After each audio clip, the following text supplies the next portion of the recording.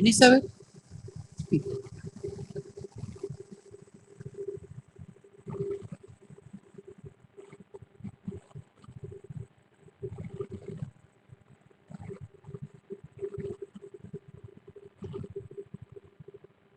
Bueno, vamos a empezar entonces con la segunda parte de la mesa y que sería, digamos, el fin de la actividad acá.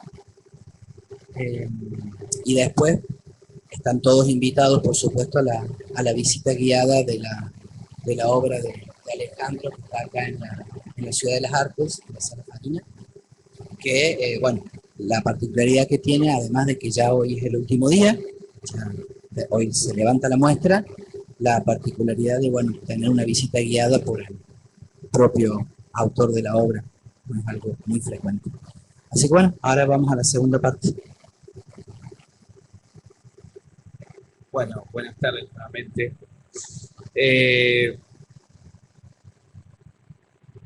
Como práctica concreta, digamos, es que soy docente aquí en la universidad. Por lo tanto, probablemente mi exposición sea atribuible a este oficio de la docencia y tenga los vicios de la misma. Así que, maestro Ciruela, me va a tocar dialogar así con ustedes. Yo quisiera exponerles un par de conceptos que me han sido valiosos en mi trabajo con Rodolfo Kusch.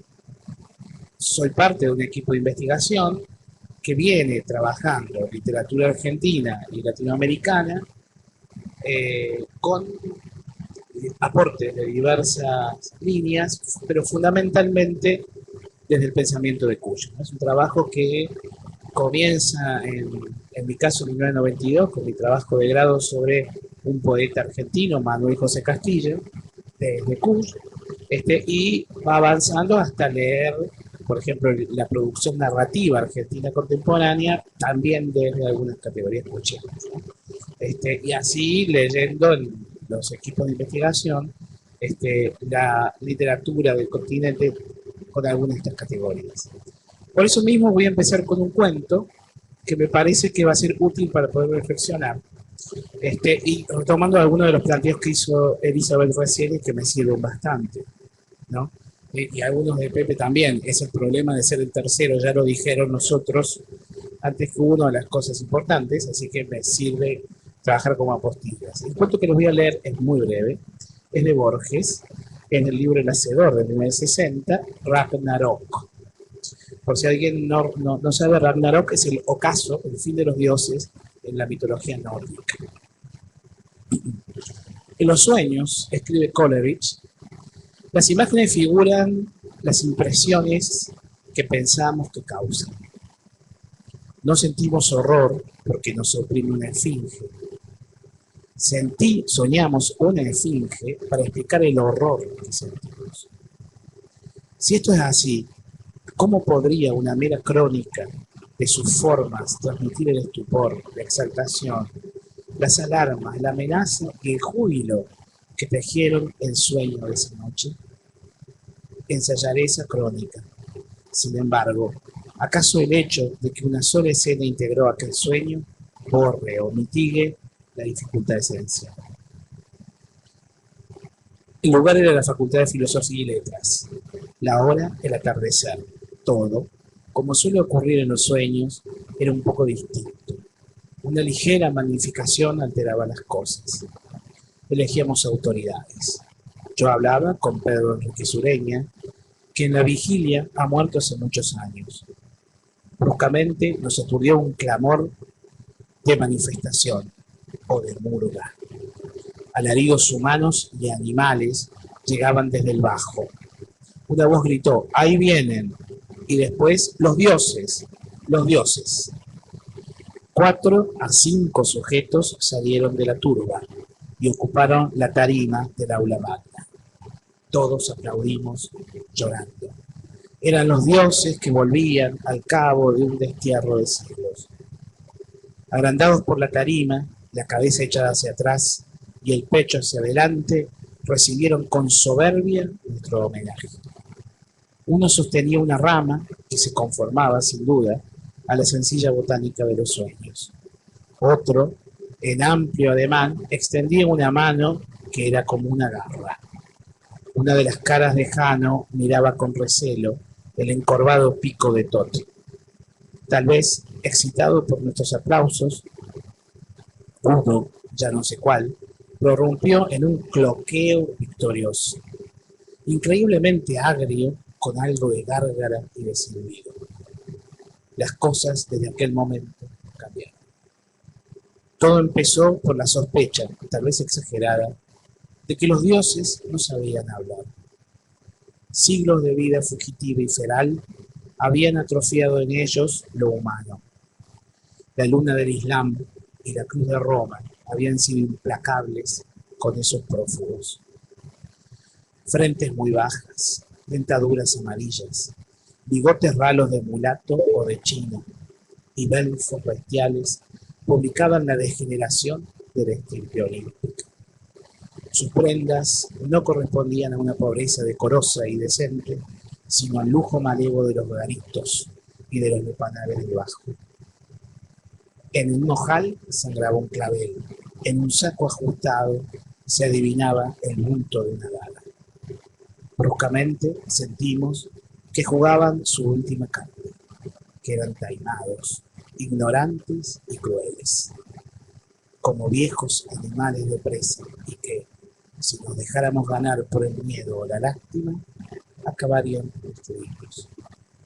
Sacamos los pesados revólveres, de pronto hubo revólveres en el sueño, y alegremente dimos muerte a los dioses. El texto de Borges me parece muy sintomático y es desde la lectura histórica que quiero situarlo. Es un texto publicado en Hacedor en 1960, pero que evidentemente corresponde a textos de Borges de la década del 50. Creo que nadie puede excluir este texto de la lectura que Borges hacía del peronismo, ¿no? Evidentemente, estos dioses, de pronto convertidos en cabecitas negras, con belfos, con dientes amarillos, con el saquito ajustado del guapo, en realidad estos dioses feraces eran la manifestación de lo más terrible, de lo irracional, de lo que debía ser directamente cuestionado y dejado de lado por parte de la élite intelectual de esos años, Borges y el Grupo Sur. Evidentemente, Borges encuentra una amenaza en algo que todos habían deseado. No solo Borges, lean por ejemplo Martínez Estrada, Murena, otros anteriores, ensayistas y escritores argentinos, habían pensado insistentemente que nosotros teníamos un país que era falso, inexistente, ¿no? En Radiografía de la Pampa del año 33, Martínez Estrada decía que lo peor que había hecho Sarmiento era llevar telégrafos al vacío y ferrocarriles a la nada, ¿sí? Que la Universidad de Buenos Aires producía licenciados en filosofía y abogados, pero nunca un ingeniero o un agrónomo, ¿sí? En ese sentido, ¿qué esperaba Martínez Estrada y el Borges de los 20? La llegada, de alguna manera, sin duda violenta, sin duda problemática y tensionada, de un sujeto real, que ellos creían que de alguna manera era el sujeto que todavía vivía en los arrabales, en el caso de Borges, o en el caso de Martínez Estrada, el sujeto de la Pampa, ¿no? En La cabeza de Goliat, Martínez Estrada piensa, ¿cuándo será la hora que llegue el pueblo con un caudillo a la cabeza y cambie esta situación? Esta Argentina atrofiada, inexistente, vacía, que era esta Argentina granero del mundo. Bueno, evidentemente Borges lee esto. Llegaron los dioses, llegaron a aquel margen supuestamente que está fuera de lo que sería la racionalidad colonial, de aquellos que nos impusieron como modelo, aquellos que en realidad construyen una Argentina falsa, y llega un pedazo de la realidad que son los dioses. Ahora, los dioses de pronto son aquellos que detestamos, aquellos que nos hacen mal, aquellos que nos privan de nuestro sentido de sujetos letrados. La solución de Borges, que es crudamente la solución histórica, fue la violencia, ¿sí? Borges está justificando el 55 en este cuento. Alegremente, ¿sí?, dice, sacamos los pesados revólveres y dimos muerte a los dioses, ¿no? Los dioses, convertidos en cabecitas negras, ¿sí?, los sujetos irracionales, terminan siendo eliminados por la violencia. Ese es el marco de vacío intercultural del cual hablaba Elizabeth recién, sobre el cual Kusch tiene que montar una lectura y una propuesta. Acá claramente los dioses son leídos históricamente, los dioses en tanto creencia, práctica cultural, etcétera, de un sujeto a otro, son vistos como sujetos peligrosos, agresivos en la contemporaneidad. ¿Sí? Cualquier dios olímpico, egipcio o lo que sea, se ha convertido en un lumpen del bajo que presiona sobre tal luego la institución por excelencia, la Facultad de Filosofía y Letras. ¿Sí? Hay que defender esta herencia, que no es otra cosa que una herencia occidental y racional, que es la universidad, el saber, la cultura, el conocimiento de aquellos perseguidos e ignorados que solo son un desierto. Evidentemente, ese vacío intercultural, estos sujetos, los dioses, los que son una murga, no forman parte del sistema y la razón de la universidad, de alguna manera deben ser o eliminados y controlados en el caso de Borges, o se debe intentar algún tipo de respuesta. Yo lo ubico claramente en la situación del peronismo, porque en realidad este fue el dilema de los intelectuales argentinos a fines de la segunda mitad del 50 y a fines del 50. Bueno, ¿qué vamos a hacer? ¿Cómo lo vamos a explicar a esta cuestión aparentemente burguesca, irracional, violenta, hedionda? ¿Sí? La idea de que el peronismo es un olor recorre toda la literatura de la época. Borges, Bioy Casares, Cortázar, todos, Martínez de Estrada, encuentran terriblemente el olor como una marca distintiva del peronismo. ¿Qué se hace con ese olor? Pues bien, un grupo de intelectuales muy jóvenes de la Facultad de Filosofía y Letras trata de responder, por supuesto, de su matriz arteana, qué hacer con esto, ¿no? El grupo Contorno, estaba Sebreni, Viñas, Mazota, etc. Y estaba Kusch. Kusch intenta responder, ¿sí?, este vacío intercultural tratando de crear posibles puentes de interpretación y de diálogo. Evidentemente, Kusch en sus primeros textos, La seducción de la barbarie, tal vez sea el primero, lo trata de hacer, ¿sí?, desde una matriz hermenéutica de origen heideggeriano, ¿no?, filosofía alemana, y trata de avanzar sobre el conocimiento del otro a partir de una especie de esencia americana que de alguna manera se debía encontrar en los sujetos.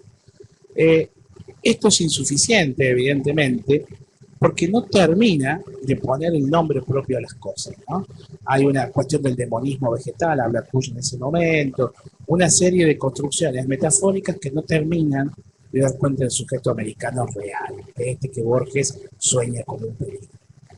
Por eso es interesante el periplo que hace Kusch, de empezar a viajar hacia Bolivia, el norte del país, digamos, de alguna manera, para decirlo muy crudamente, América comienza en Ojo de Agua para Kusch, ¿sí?, y desde ahí para el norte. Ahí Kusch empieza a buscar, por un lado, una operación muy típica de un intelectual como nosotros, una cuestión arqueológica. A ver, América estará en un pasado, ¿no? Por eso que su primer texto bien americano, que se llama América Profunda, hace un trabajo de exégesis hermenéutica de un texto del siglo XVII que se llama Antigüedades del Reino del Perú, escrito por un indio. Pero no solo se queda en eso, sino que empieza con fuertes trabajos de campo. Y esto es lo interesante de Kusch. Es un filósofo que se puede hacer trabajo de campo, como planteaba el video que presentó Pepe. Digamos, la práctica filosófica, y más en un país vicario, en el sentido que imita prácticas filosóficas de otro lado, es claramente una práctica tal vez solitaria, más la que el 50, ligada al ámbito urbano, hasta, si ustedes quieren, el intelectual crítico y faro al estilo de Sartre. Pues no, este sujeto, ¿sí?, que intenta reflexionar para responder a este vacío intercultural que le sucedía a toda Argentina en la década del 50, elige explorar el campo y establece una forma de diálogo concreta con los sujetos, ¿no? Empieza la recolección de testimonios, pero justamente por su formación, a pesar de que conoce antropología y la va a conocer mucho más, se trata de un diálogo con los sujetos no preestablecido por ninguna metodología. La metodología Kusch la va a terminar presentando al final de su obra en un texto que se llama Esbozo en Antropología Filosófica Americana. ¿Sí? Pero en sus primeros textos, de la década de 50 y principios de los 60, no está planteando la metodología, sino a partir de lo que uno puede interpretar en la lectura del texto. Hay Kusch, en el libro que se llama América Profunda, en el 62, encuentra que el principal problema que tiene el sujeto americano de clase media en el contacto con el otro cultural es el miedo. ¿Qué es lo que le pasa a Borges en el cuento? Y lo dice varias veces. Tenemos miedo. Ese miedo lleva a transformar a los sujetos otros en sujetos que lo acosan, que lo condicionan. ¿Sí?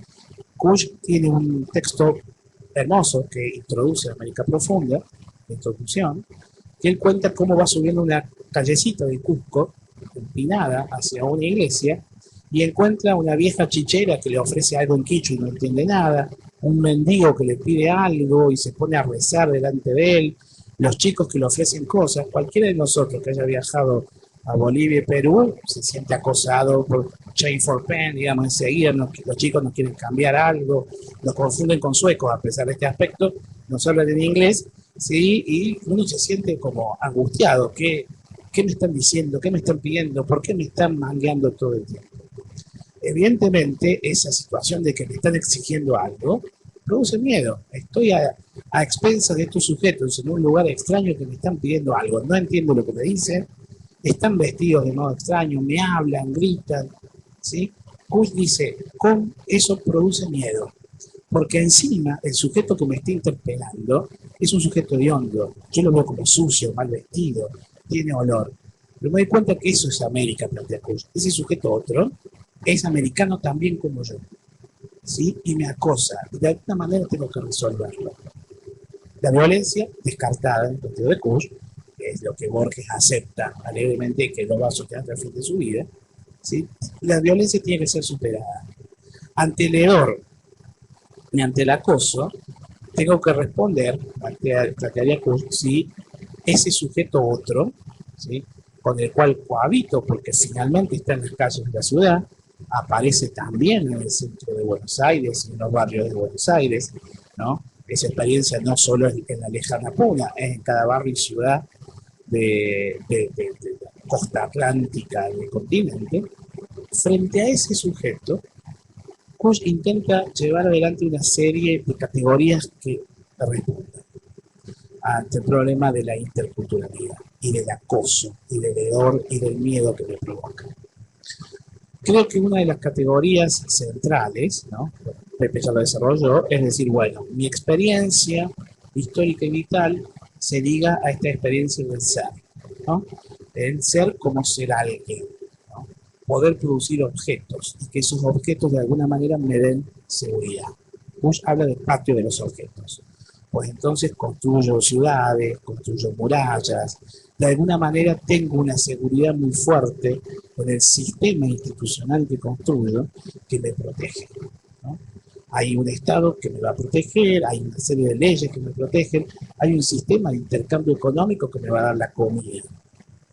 De alguna manera la ciudad de Caín, que se construye para protegerse de la ira de Dios, es lo que finalmente se construye en la experiencia del ser.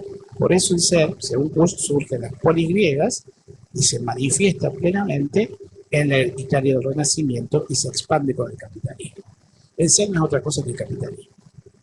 Frente a eso está una experiencia absolutamente distinta, que está acostumbrada a pedir, a conjurar, porque no percibe la solución en los objetos. La muralla, la ciudad, el sistema institucional no soluciona mi miedo a vivir en este mundo, a estar arrojado, ¿no? En este mundo. Ahí es donde Kusch encuentra que el pensamiento andino es más bien existencialista. De pronto estoy arrojado en este mundo, nada me va a garantizar la vida, el alimento, la prosperidad, el fruto, salvo los dioses, que de ninguna manera me solucionan nada, pero si yo los conjuro, de alguna manera me van a permitir un equilibrio entre el comer y no comer, entre lo fasto y lo nefasto, ¿no? Por lo tanto, el modo de ganar en salud, plantea Kusch, que tiene el americano andino es justamente establecer una relación con aquello que es imponderable, que más bien pertenece al dominio del caos, conjurándolo. El sentido del sacrificio, el sentido de los adoratorios, de las huacas, etcétera, el sentido religioso, en definitiva, andino, tiene que ver con la conjuración del caos, ¿no? Evitar que en lugar de tener maleza en la olla de comida, tenga maíz. ¿Sí? Porque no puedo saber si voy a tener finalmente al cabo de un año o no la comida. No sé si me voy a reproducir, no sé si voy a tener vida. De alguna manera tengo que conjurar ese imponderable. Por lo tanto, no hay patio de los objetos. No hay tecnología que satisfaga ese imponderable y ese miedo al caos. Solamente hay un mecanismo de conjuración. Tratar de evitar, por medio del sacrificio a los dioses, tratar de evitar que se dé lo nefasto y procurar lo fasto.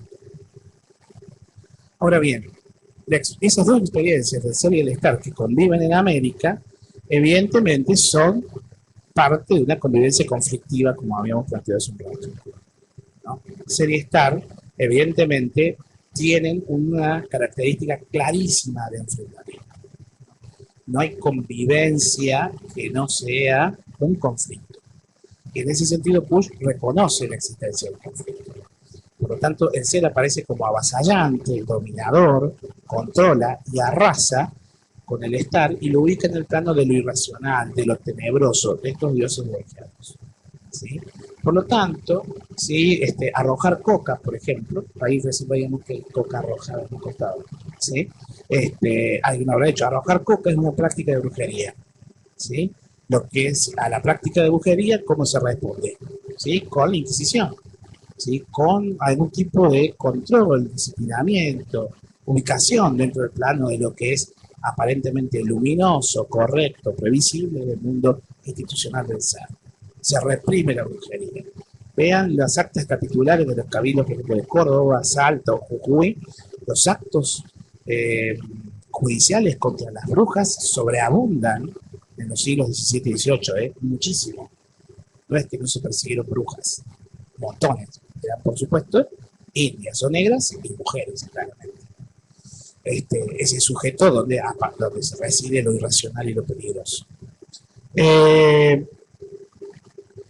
Kush plantea entonces que esta convivencia tensiva desde Occidente se ve plana, es decir, tarde o temprano, Occidente, la razón, el instrumento, la institución, va a arrasar al otro, que es el planteo de Borges. Fatalmente o no, la violencia o la institución va a reducir a ese otro de la experiencia americana a nada. Y uno lee los historiadores, los sociólogos, así funcionan las cosas. La Kush duda que toda esta cultura americana, que nada me dice a mí, no me conforma de ninguna manera, no soy yo un sujeto que practica también este modo de vida americano. Y Kush empieza a dudar claramente y empieza a ver ciertas actitudes, ¿no?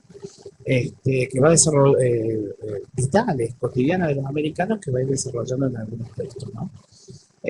Claramente pensemos esto. ¿Qué hace uno? Imaginemos un camionero. ¿Qué hace un camionero cuando compra un camión? El camión es progreso, es dinero, es una entrada permanente de recursos para comprar los objetos que le aseguren y solucionen la vida.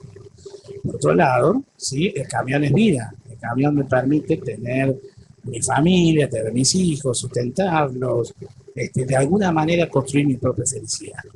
Por lo tanto, sí, como sujeto, claramente que pertenece al ser, yo aseguro el camión. Además, la ley me exige, aseguro el camión. No vaya a ser que choques o pisen a alguien, todo esto vale, todo esto es un objeto y se debe compensar con otro objeto. Pero por las dudas, el camionero le promete al gauchito Gil hacerle un altar y de alguna manera asegurarse que lo nefasto no suceda. No vaya a ser que choque. Gauchito Gil protege. O la difunta Correa, o Seferino, o la Virgencita, o quien sea, ¿sí? Por lo tanto, Kush observa, esto lo ve en lo que llama el ritual del eucalipto, como alguien challa y bendice los camiones en Bolivia, pero esto lo podemos encontrar claramente entre nosotros, Por un lado, me aseguro el bienestar occidental, pero por otro lado me procuro la salvación que no viene del ser. Dice Kush, nosotros convivimos en estos dos mundos posibles. Estas dos experiencias de la especie conviven con nosotros. Si nosotros negamos una de ellas, ¿sí? No sin la otra, ¿sí? Si negamos una de ellas, estaremos mutilados y perdemos en salud. Salud en el sentido de salvación, en el sentido etimológico del término. Por lo tanto, para ganar en salud, yo debo asumir, ¿sí?, al sujeto cultural, que soy yo también, y que porte una cultura, que es el americano. O soy un sujeto cultural sin cultura, y me refiero a las instituciones y a los objetos, o soy un sujeto cultural con cultura, y asumo también ese margen oscuro e irracional que se supone conforme a mi cultura. Para dar cuenta de eso, Kush construye la categoría de fagocitación, a la cual se refería recién el diseñador. Fagocitación no la van a encontrar en el diccionario de la Real Academia, van a encontrar la palabra fagocitosis, que es cuando una célula come elementos de otra para sobrevivir, etc. La fagocitosis, ¿sí?, Kush no la toma fagocitación. ¿Qué quiere construir, digamos, con la fagocitación? Se supone que sí, en un primer momento, pues lo define en América Profunda, la fagocitación sucede cuando uno, ¿sí?, absorbe del otro o devora del otro elementos necesarios para vivir, ¿no? Por lo tanto, es una acción casi canibalesca, ¿no?, antropofágica. Yo devoro al otro humano algunas partes simbólicas del corazón, por ejemplo, para adquirir su fuerza, su temple, incluso su sabiduría, ¿no? El rito del antropofágico en buena medida funciona así. Pues bien, dice Kush, no, porque fagocitación no es lo mismo que antropofagia en el sentido ritual, porque la antropofagia implica un rito, es decir, hay una conciencia puesta en juego, ¿sí? Devoro al otro, hay un valor en el otro y yo incorporo al otro. La fagocitación dice ser un margen de inconsciencia, ¿sí? ¿Y qué es la fagocitación? Aprovecharme de los elementos del otro, ¿no? Por ejemplo, de la lengua. Si el sujeto americano, avasallado por el ser europeo, encuentra una lengua absolutamente insuficiente para poder responder a esa situación de dominio y necesita contraargumentar, discutir, ocupar un espacio, pues lo hace a partir de la lengua otra y se apropia de esa lengua, ¿no? Los primeros escritores americanos contundentes, por ejemplo, Guamán Poma de Ayala o el Inca Garcilaso de la Vega, escriben en castellano correctísimo o pésimo, pero escriben en castellano porque quieren que alguien los lea, que los oprime, que los lea Felipe II, que nunca los leyó, ¿sí?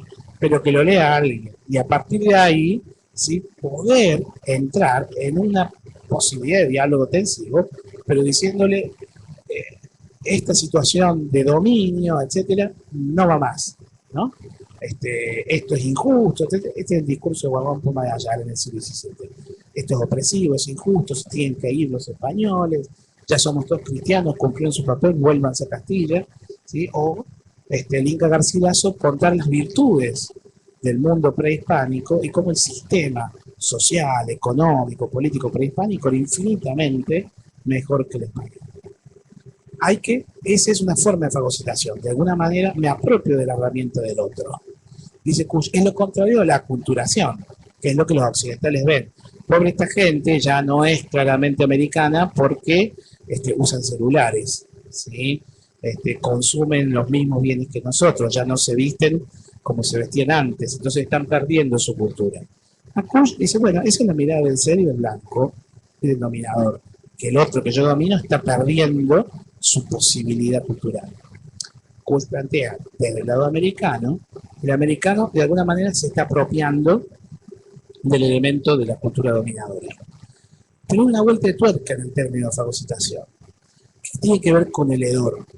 La fagocitación es como una pústula. Lo que hace es, de alguna manera, impregnar al dominador, corroerlo, dominarlo, ¿sí?, y lo va a contaminar fuertemente, ¿sí? Va a tratar de eliminar la racionalidad del otro, casi como una bacteria que se mete y va devorando el cuerpo que lo aloja. Fíjense, nosotros tenemos como el texto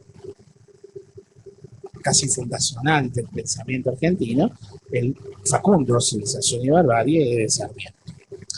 Claramente la propuesta política de Sarmiento existe la civilización, que es Europa. No estoy exagerando ni reduciendo el texto. Es Europa la civilización para Sarmiento, es el progreso, es la posibilidad de ser modernos y de ser humanos, así de simple. Es el ser en la forma más cruda. Por otro lado está la barbarie. ¿Y qué es la barbarie? Justamente la negación de la civilización. No hay posibilidad de vida, no hay posibilidad de modernidad, no hay posibilidad de humanidad en la barbarie. Ahí no es, no sin, no, civilización o barbarie.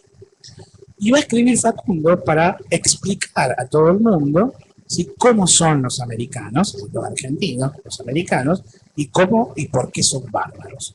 Por culpa de los españoles, por culpa de los indios que son en la escala evolutiva están atrasados, son toda una situación, una serie de situaciones que conspiran contra los americanos, en tanto como sujetos valiosos. Tienen que ser como los europeos si quieren ganar algún valor.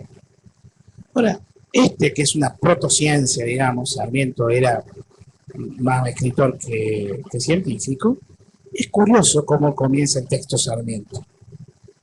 Sombra terrible de Facundo, voy a evocarte, para que sacudiendo el ensangrentado polvo que cubre tus cenizas, te levantes a explicarnos la vida secreta y las convulsiones internas que desgarran las entrañas de todo un pueblo. Tú posees el secreto, revélanoslo. Sarmiento empieza a explicar a la República Argentina a partir de un símbolo que persiste, Facundo, el tigre. No hace un ensayo científico, ni hace una biografía de Quiroga. Explica, y ni siquiera explica, presenta el mito de Quiroga como la clave para entender la República Argentina. Sarmiento está barbarizado. Quiere entender la Argentina del mismo modo que le entienden sus vecinos gauchos que él detesta, porque entienden la Argentina a partir de un símbolo, Quiroga, el tigre de los llanos. Si no explica el Facundo es porque no puede explicarlo, porque el mito y el símbolo no se explican en la racionalidad que ofrece el ser, se viven, se habitan de alguna manera. Y todo el Facundo de Sarmiento es eso, ¿sí? De qué manera explica el modo fiel de ser un pueblo a partir de Quiroga, no del sujeto histórico, sino del mito y el símbolo de Facundo Quiroga. Y eso es una fagocitación. ¿Por qué? Porque Sarmiento, el estandarte de la vanguardia del pensamiento racional, moderno y civilizatorio europeo en América, piensa como un bárbaro. ¿Sí? Trabaja como un bárbaro. En Sarmiento coexisten civilización y barbarie, conoce de las dos maneras, argumenta, pero también el símbolo, ¿sí?, le dice algo, y esto es la fagocitación para Cuba. Nosotros como americanos, como Sarmiento, convivimos con dos modos de conocer. Y de alguna manera debo encontrar la forma en que esos dos modos de conocer traccionen, convivan, y de algún modo den como resultado el maíz y no la maleza. Borges encuentra un planteo dicotómico, o los mato o nos matan. Sarmiento, leído por Puig, ¿sí?, permite la convivencia en la misma práctica de pensar, ¿sí? No, ni los mato ni me matan. Sobrevivo en tensión, con miedo, pero construyo, tengo la posibilidad de la vida y del fruto. La fagocitación explica esa relación dual intensiva que no va a desaparecer nunca en el pensamiento americano y que se traduce en la política y que claramente le permite a Kusch reflexionar sobre el fenómeno del peronismo. Finalmente Kusch va a entender a Perón como símbolo, por ejemplo, ¿no? Y Perón no es el sujeto real, histórico, del general cuando digo Perón. Perón es un símbolo que permite justamente al americano, de alguna manera, realizar una práctica política que tenga que ver no solo con la civilización y el ser institucional, sino con la posibilidad de obtener el fruto, ¿sí? La política no solo está porque yo puedo elegir y que haya alguien en una institución, sino que es la práctica cotidiana que me ayuda a obtener el fruto, la vida. Desde ese punto de vista, todo el planteo de Kush tiende a ser intercultural, pero no porque ve una cultura y otra, sino porque la ve absolutamente mezclada, absolutamente eh, mezclada tensivamente en la experiencia cotidiana del americano. La obra de Kush en general se dirige hacia eso. Eh, Cuando él en un texto el esbozo del esbozo para una antropología filosófica americana dice: ¿y qué distancia hay entre un brujo y nosotros? ¿Sí? Entre el científico que conoce y el brujo que tiene la sabiduría. Pues la distancia que media entre tener los ojos cerrados y tenerlos abiertos. Con lo primero entramos en otro mundo. Con lo segundo solo vemos cosas. El asunto es lograr la síntesis dual de ver otro mundo y de ver cosas. ¿Sí? Esa experiencia doble es la experiencia de la americana. Ni brujos ni científicos. Construir en el entre la posibilidad de múltiples identidades. Creo que ese es el desafío principal del pensamiento de Kush. Gracias.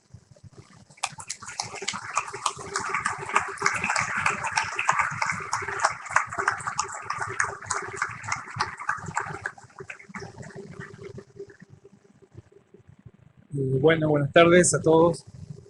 Muchas gracias por la convocatoria. La verdad que una invitación que me extrañó muchísimo. Digo, ¿qué puedo hacer yo en ese espacio, en un congreso lacaniano? Hasta que después me enteré de qué se trataba. Y propuse de algún modo a María, a Sergio, y no me acuerdo la otra compañera que no la veo acá, Karina, tratar de acercar desde mi práctica artística. Yo soy artista plástico, y aparte desarrollo, soy parte de algunas prácticas, podríamos decir arqueológicas, podríamos decir patrimoniales, ver si algunas de las pautas que manejo en mi práctica de producción, de exposición, de vinculación artística, están en consonancia con eso que yo conocía de Kush, con categorías que me llegaron y que me puedan haber afectado, o me sea útil para conocer algo más del pensamiento de Kush, que evidentemente es un pensamiento que busca busca ejercerse con los pies en el territorio, en el suelo. Para iniciar esta participación, yo pensé que estaba bueno compartirles un video y tomar como caso, digamos, dentro de mi trabajo, a un personaje, o a un objeto, o a una presencia, se le podría llamar de muchos modos, o a una escultura textil, o bueno, había muchas formas de llamar a Nena Magallanes, que es una obra que tiene aproximadamente 7 años, y que es parte de un video que yo produje para otra actividad, que era para estimular al espectador a interactuar con las obras que yo produzco, que buscan siempre entrar en contacto físico con el espectador, cuerpo a cuerpo, digamos. Entonces pensé que les podía compartir un video donde aparece Nena Magallanes, y a partir de ese objeto poder compartirles algo más de estos parámetros de los que hablamos. Y bueno, así que los invito a ver este capítulo de un video que tiene 8 capítulos. He seleccionado este, se llama La muñeca Nena.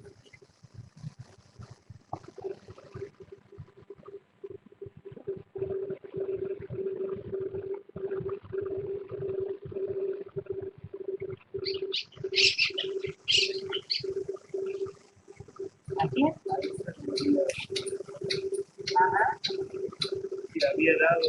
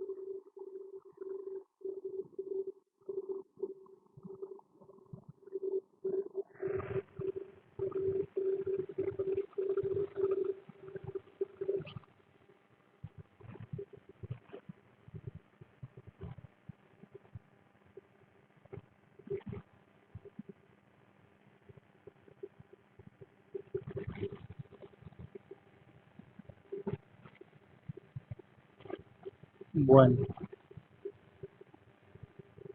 ese es un capítulo de un video que se llama Soltar. Es un video de 38 minutos donde yo intento de algún modo a través de esta especie de videoarte o tiene aspectos documentales, aspectos más performáticos, que bueno, lamentablemente no se los puedo mostrar a todos. Elegí este capítulo porque justamente en la muñeca nena hay una experiencia artística muy vinculada a lo que es al territorio, ¿no? Al territorio, al otro, a una forma de entender también la escultura, una forma de entender el cuerpo. Esta obra es la primera obra de una serie hasta el día de la fecha donde yo encuentro en estos objetos, muñecos o muñecas, una forma de abordar el cuerpo muy del fragmento hacia la unidad, ¿no? Tratando de reunir partes, con la idea esta siempre muy presente que de algún modo crear un muñeco o hacer un muñeco, trabajar con él, es como ensayar el propio cadáver, ¿no? La propia condición mortal. Porque en esa operación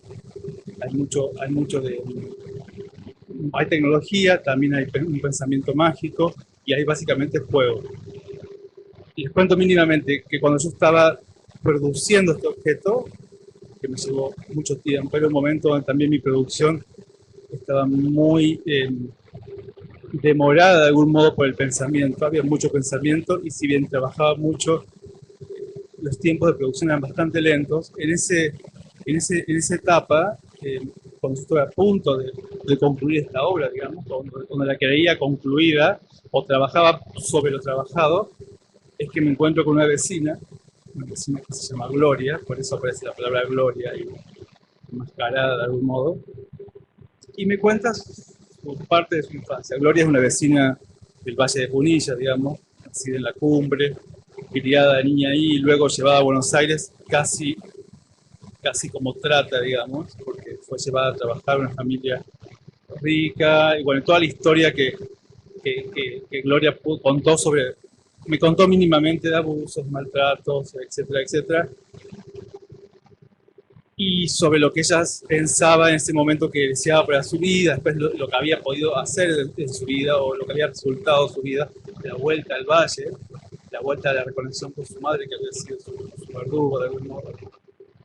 Y entonces cuando yo vuelvo al taller y la veo a la hora nena, me di cuenta que había una sincronía y una conexión y que ese objeto era nena, ¿no? Era ella, Gloria Magallanes, niña, era ella.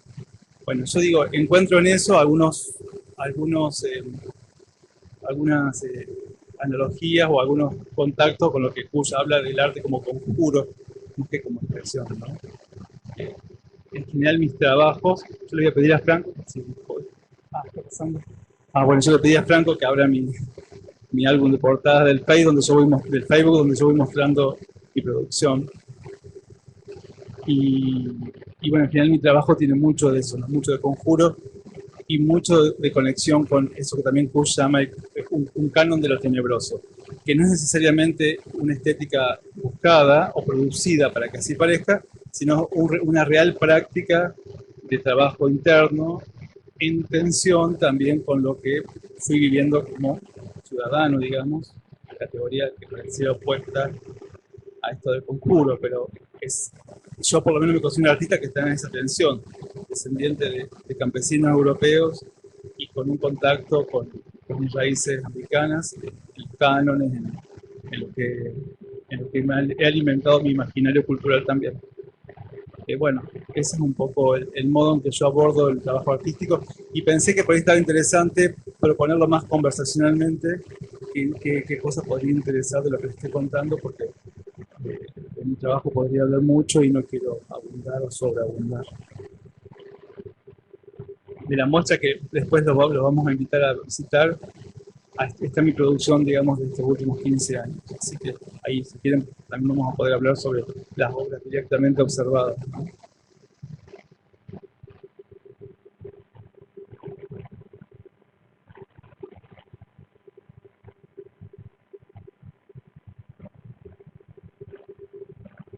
¿Alguna inquietud?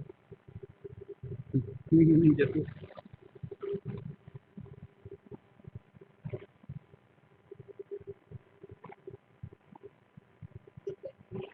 crucial que nos hace producir tus obras no tiene que ver solo con la niñez, no tiene que ver solo con el juguete de niño, sino que está relacionado con crucial en otras áreas también. Cada uno de estos muñecos o cosas que vas produciendo no son solo con tu niñez, como en este caso la nena de Gloria, digamos.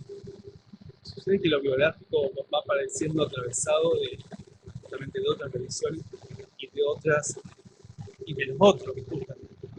Entonces, lejos de buscarse autobiográfico, uno trabaja desde la biografía como insumo, las propias memorias. Yo laburo con materiales en un momento que específicamente eran portadores de memoria, porque el primer elemento textil que uso para producir mi escultura es el pijama de mi abuelo, el traje de sueño de mi abuelo. Y en esa obra yo le estaba cuestionando, estaba trabajando sobre su influencia emocional nefasta, digamos, parte nefasta en el grupo familiar, pero necesitaba de algo genuino de eso, ¿no? Como su traje de sueño. Y así fui laburando con un textil que había sido una mortaja. Que yo nunca lo supe hasta después de saber que un libro de artista que hice estaba realizado con una tela que había resultado mortaja que mi madre había parte de su vuelo reciclado, puesto a circular en la casa, cortina externa, yo la tomé, luego pregunté de dónde venía ese y supe, y en el libro que trabajo sobre el tema de la muerte. Y entonces, esos atravesamientos son muy usuales en mi producción, porque simplemente creo que deliberadamente sí busco estar abierto y he tomado partido justamente en mi momento de formación. Me he corrido de ambos bandos o ambos supuestos bandos, que la obra de arte debe tener un mensaje ideológico o que debe no tener. Yo digo que el mensaje ideológico de la obra es que la obra sea lo que puede ser, no propaganda de mi pensamiento, sino realmente el empoderamiento. Es otro tema que me interesa mucho, que está muy presente en mi trabajo, que es el empoderamiento. Es esto de ser sujeto, ser un individuo real, por definir la sociología.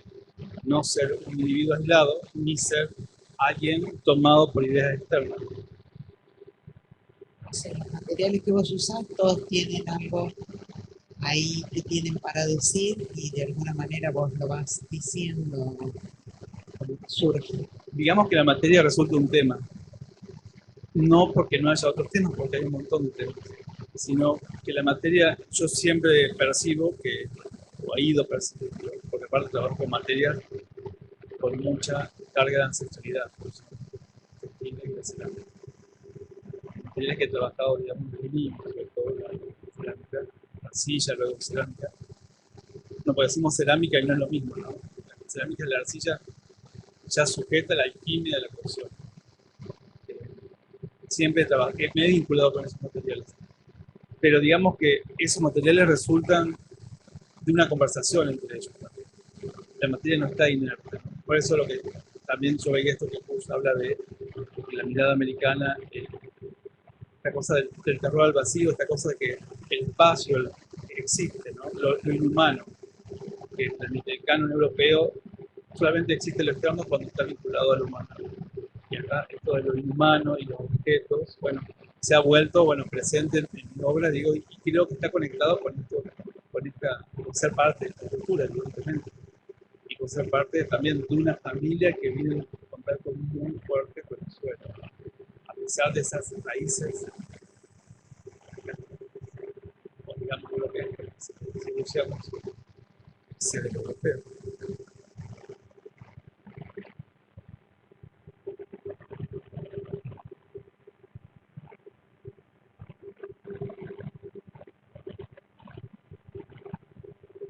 ¿Por qué la escritura bordada? ¿Por qué la escritura que hay tanto? ¿Por qué la palabra sería? Porque sí, porque la palabra sí es una materialidad que siempre me interesó y en un momento hubo como una especie de renuncia a la palabra por esto que decía de que no quería conducir, que no quería como bajar línea, que la obra sea, que peque de hermética, pero que sea un espacio para que el otro investigue y para que el espectador funcione como un coautor de la obra, ¿no? Como alguien que puede dotar de sentido y que no se le está diciendo algo cerrado o algo concluso o algo excesivamente específico, a pesar de que haya especificidad. Y entonces en un momento la palabra, a partir del uso del textil, la palabra fue apareciendo como forma, fue apareciendo como textura, como volumen. Y bueno, y eso me ha invitado a empezar a escribir en la obra textos que también surgen de ese cuerpo. Porque yo por otro lado escribo, o me gusta escribir, o escribo para reflexionar sobre mi producción, pero la palabra que aparece en la obra aparece de ese cuerpo. Y aparece esa encrucijada, ese momento de lo que está pasando, de lo que estoy pasando, de lo que me llega, de lo que conecto, de a veces exorcizando también situaciones, límites, o conjurando miedo, poder, así como sanadora, ¿no? La palabra como un acto sanador.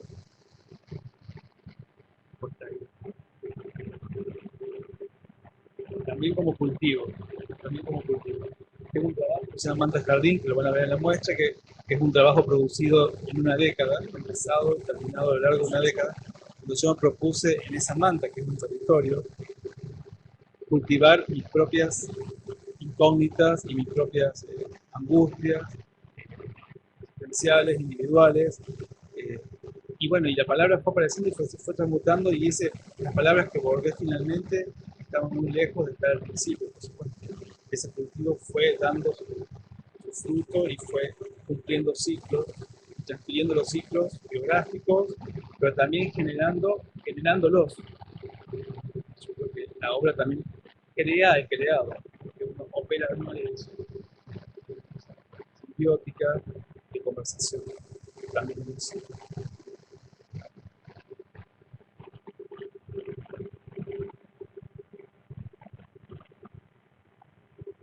como un libro de artista. Yo trabajo también con libros.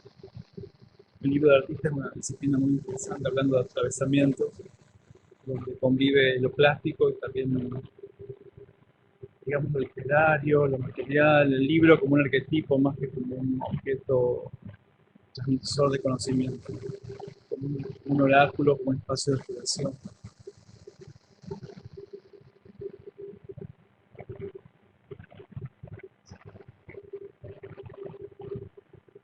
Te quería hacer una pregunta porque pensé que me ibas a comentar algo de eso y fue algo que vos dijiste en las conversaciones previas que tuvimos, eh, que tenía que ver con el curso, con esta idea de entrar a la calle.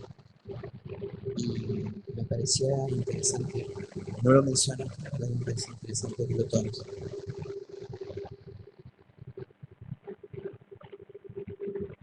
Sí, en verdad hay un montón de ideas previas que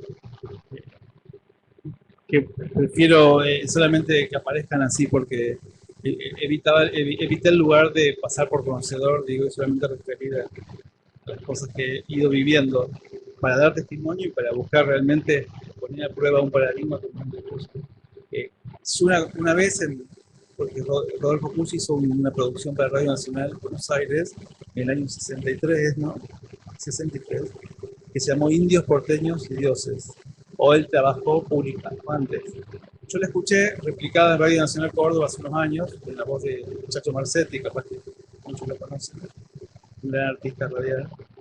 Y escuché este concepto de que el hombre americano no sale a la calle, sino que entra a la calle, ¿no? Que la calle no es un lugar ajeno, la calle no es un lugar enajenado, sino es un lugar común. Es otro aspecto de su intimidad, ¿no? Y es como yo también siento que habito la calle, o que durante muchos años podía tener conversaciones de casi horas con alguien que me encontraba fortuitamente en una esquina. Estaba muy abierto a eso, ¿no? Y cuando yo escuché eso dije, bueno, la escucha, qué rasgo de americanidad que uno porta, ¿no? Esto más allá de las características o de la neurosis de cada uno.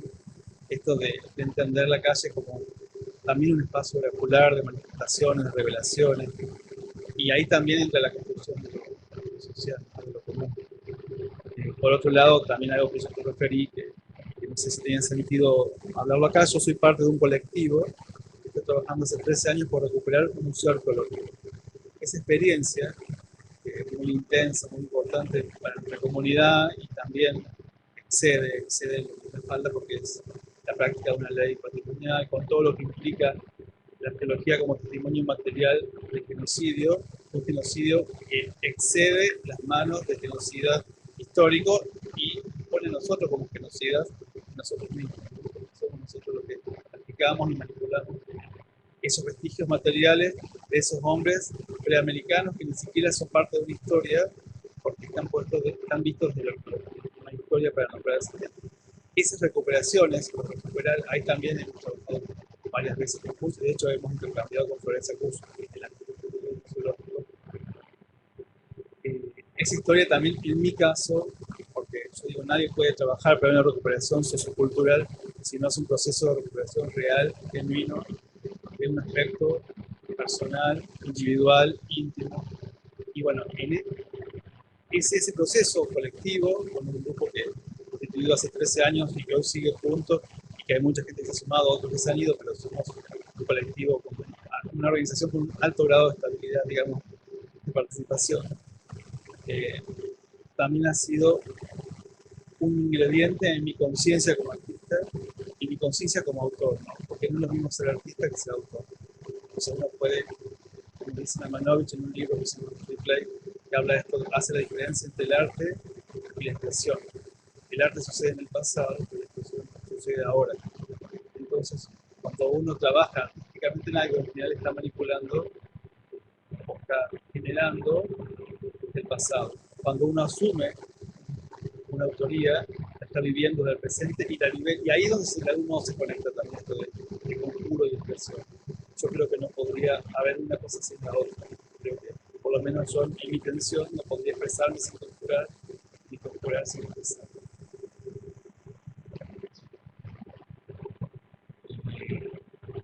Yo pienso que este cuestión que es como cuestión para Ensayar. sí, exacto. Pero pienso en la experiencia de Hans Bergman, que cuando surge el nazismo, él decide cesar su labor arquitectónica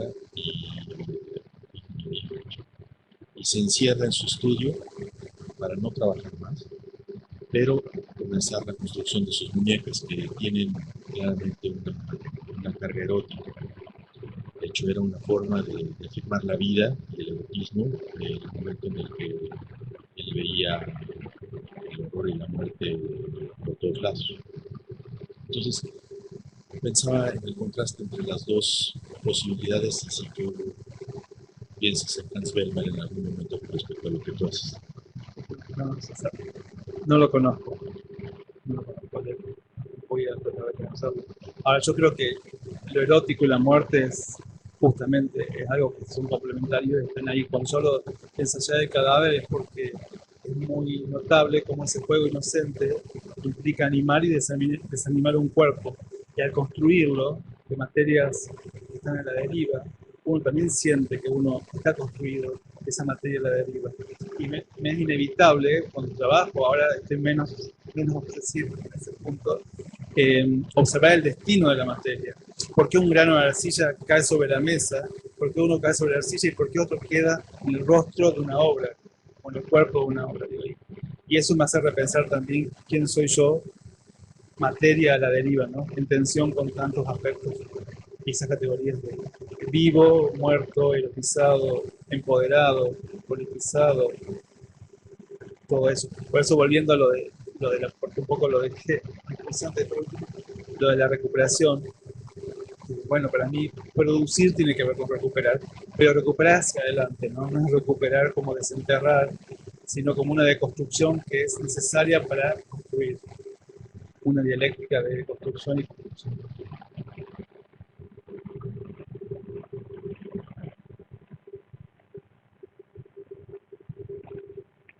Me parece súper interesante la obra, ¿no?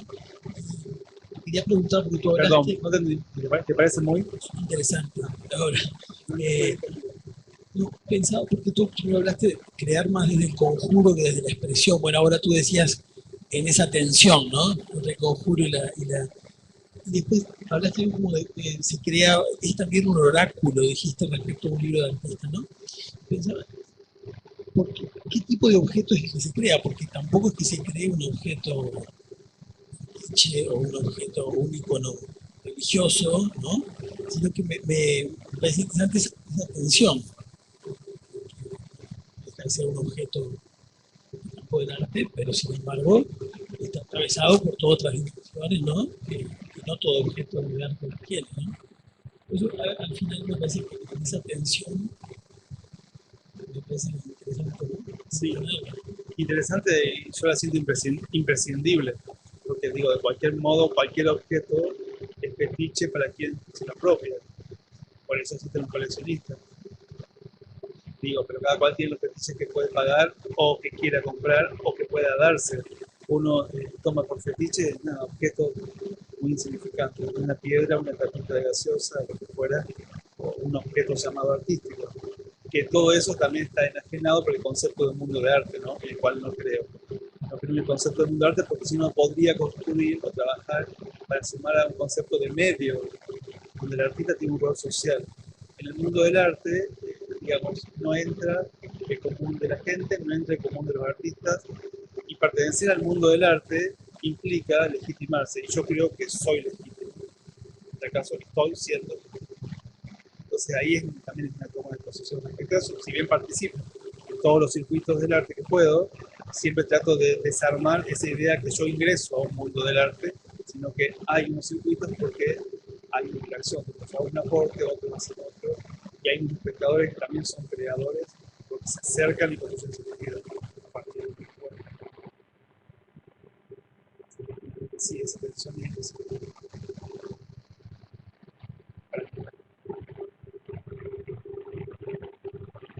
Me están quedando 10 minutos para cerrar. Y bueno, es como que Alejandro con la propuesta de que conversemos, es como que pasamos de hecho, digamos, al debate y yo también quiero la participación de Domingo, no sé si alguien quiere hacerle alguna pregunta también a Domingo, así que nos quedan 10 minutos ya.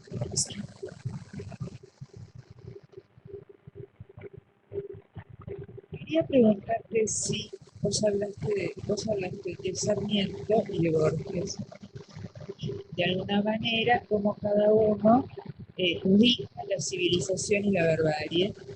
Decís Borges, la barbarie es el peronismo. Y ahí hay una dicotomía imposible de congeniar para Borges, cosa que no es para Sarmiento. Te pregunto si no pensás, en la conversación que tuvimos en la comida, si el fenómeno peronismo, que para Sarmiento no existía, este, no produjo, no produjo una dicotomía especial de otra manera, de tener un racismo diferente, para decirlo de alguna manera, peronismo, que hace que se haga absolutamente contradictorio y una dicotomía imposible de ni razonar para algunos. Lo que hoy se llama el odio gorila. No, no te entendí el final. ¿Lo qué? Lo que decimos el odio El odio gorila. gorila. Que hay algo que va más allá de lo que hace Sarmiento en su reflexión sobre civilización y barbarie. Hay un pensamiento. Sí, puede ser. Lo que no obtura la lucidez de Borges es darse cuenta que realmente está operando de ahí, digamos. Creo que cuando acá, Ragnarok, pero digamos la obra de Borges en torno a la cuestión política es muy lúcida y asume esa posición del odio gorila sin demasiado problema, digamos, ¿no? Pero yo creo que hay una serie de experiencias que vuelven como irreductible ese odio y en el caso de Sarmiento no. Primero, hay una voluntad de construir, digamos, su propio diseño de país o de territorio y de sociedad, en el caso de Sarmiento, muy clara, ¿no? En ese sentido, él tenía una propuesta Él reconoce que su propuesta fracasó, que los sujetos con los cuales intenta construir esa propuesta no la quieren, por eso dice, al final ustedes son una oligarquía con olor a bosta, y no se puede hacer nada, y todo lo que resultó es que una raza sirva a la otra. Sarmiento termina así, en conflicto y armonía de las razas en América, su lectura. En el caso de Borges, realmente no hay un intento de construir nada en ese sentido, ¿no?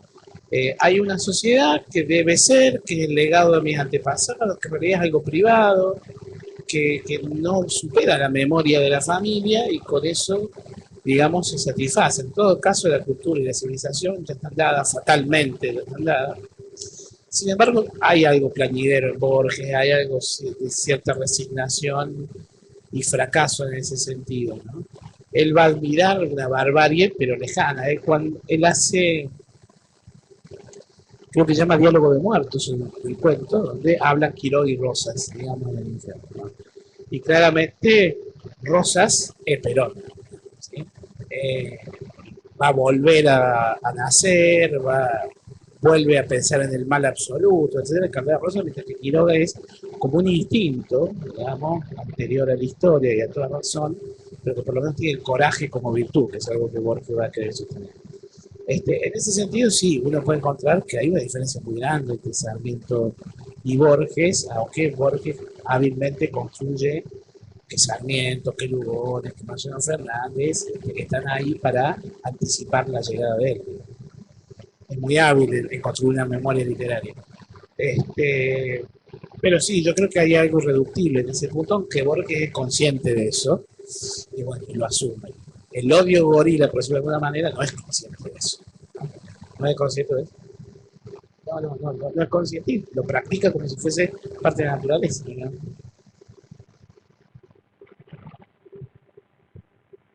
Sí, sí. Y iba a decir algo, pero acaba de decir lo mismo, creo que matiza completamente. De todos modos, voy a decirlo. Nosotros lo que escuchando a Alejandro, él decía, bueno, yo soy puro de la inspiración, no soy solamente una cosa o la otra, ¿no? Es el derecho de trata de tener el artista de no ser su en ese sentido, no en el sentido de siempre en la posesión, yo creo que son, digo, como que lo colocabas a Borges de una manera muy unidimensional, un operador político, sin ninguna posibilidad, digamos, de puede salir para hacer algunos contrastes, pero bueno, yo me llamó mucho la atención cuando leí esa hoja del hacedor, porque la leí con un amigo el miércoles pasado en la edición crítica, ¿no?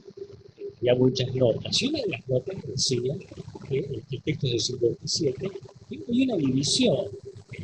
Algunos pensaban que esos dioses, unidos a menos, eran efectivamente la turba peronista. Mientras que otros, Borges, sobre todo está a favor de esto, decía que era la revolución libertadora. Y por otro lado, dice que no deja de estar ahí la cuestión dicha en el texto, es que el monoteísmo acabó con el politeísmo. Estos dioses heroínos, ya los dioses griegos, de los que está hablando, que se transformaron, lo dice, ¿no? No puede tomar, se transformaron en los griegos, ya no saben ni hablar, no les dejan hablar.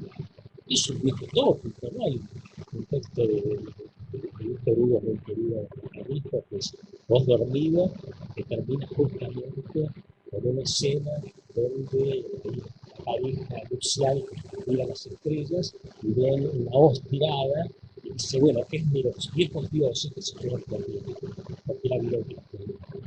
Y insisto, esto ocurre porque el cristianismo, el cristianismo, ¿no? Hay una cuestión. Y por otro lado, también me pareció que lo que mostraban estos dioses, no solamente de dioses, son los dioses guerreros. Dioses guerreros. Es decir, están los dioses benéficos, me hacía acordar el hermano de Jacques Lacan, que era un monje, ¿no? Escribió un libro, hay una antología, un artículo de él, que se dice, Dios no es un agente de cerebros. estaría de acuerdo porque simplemente asegura cosechas y asegura que no va a poder producir. Pero también eso para vender,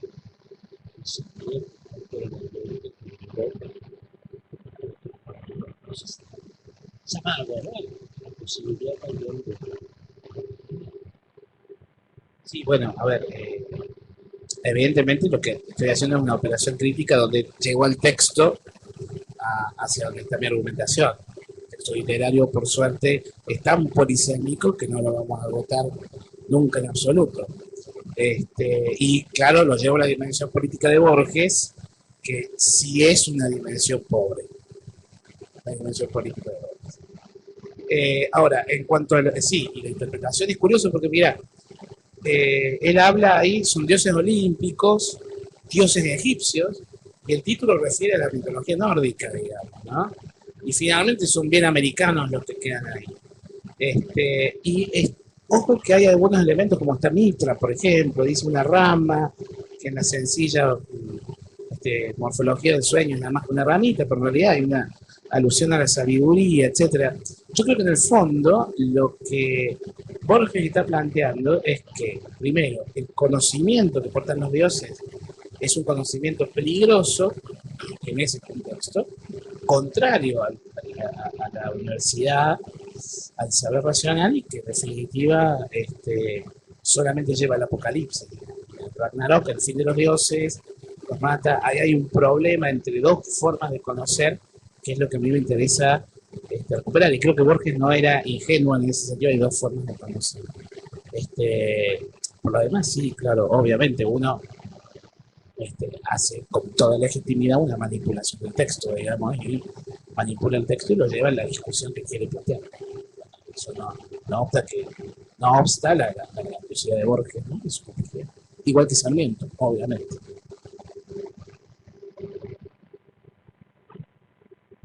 Creo que sí.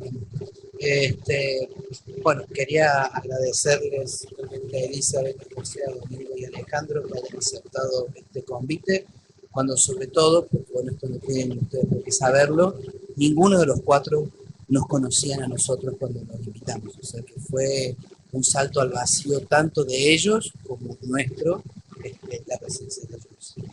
Así que bueno, ahora los que quieran, cual flautista de Melín, vamos hacia la Ciudad de las Artes a ver la música.